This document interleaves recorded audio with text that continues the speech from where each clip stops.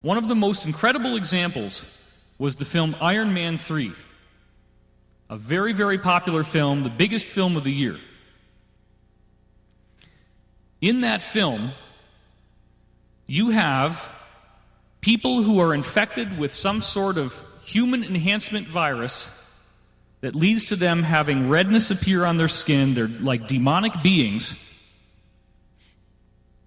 And there is actually a scene where one of these beings melts a tower, and the tower comes down. They melt the steel beams.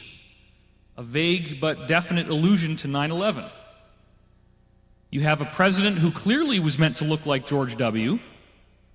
You have a vice president who clearly is supposed to look like Dick Cheney.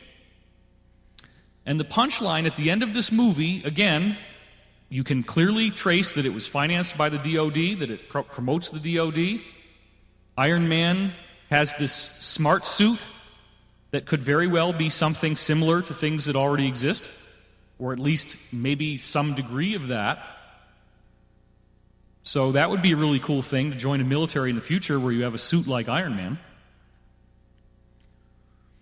And the point is that at the end of the movie, the Vice President of the United States is the one who financed a terrorist to attack the United States.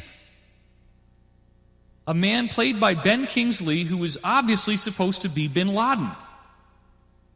This was the biggest film of the year.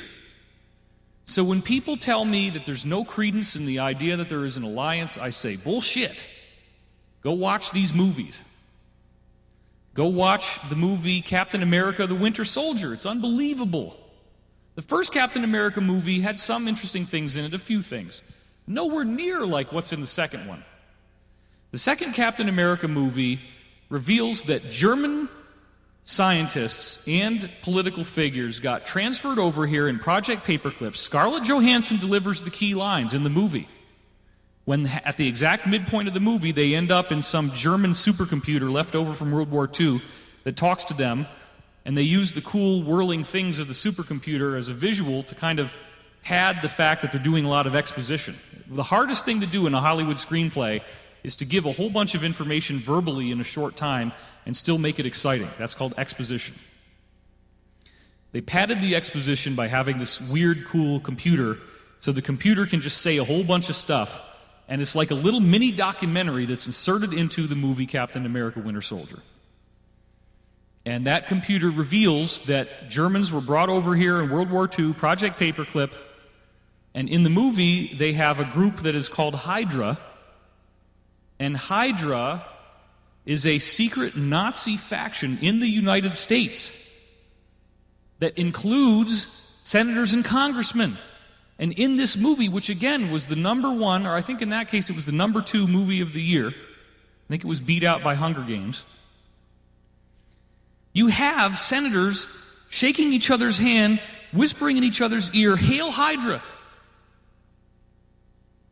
This is totally real. It's a film that cost God knows how, $120, $150 million to make. It happened. So don't tell me that there's no alliance.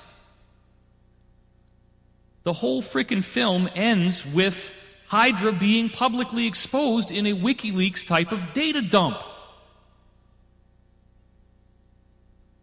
And then you have Scarlett Johansson speaking on behalf of the intelligence services saying, "You guys are going to need us to fight this thing."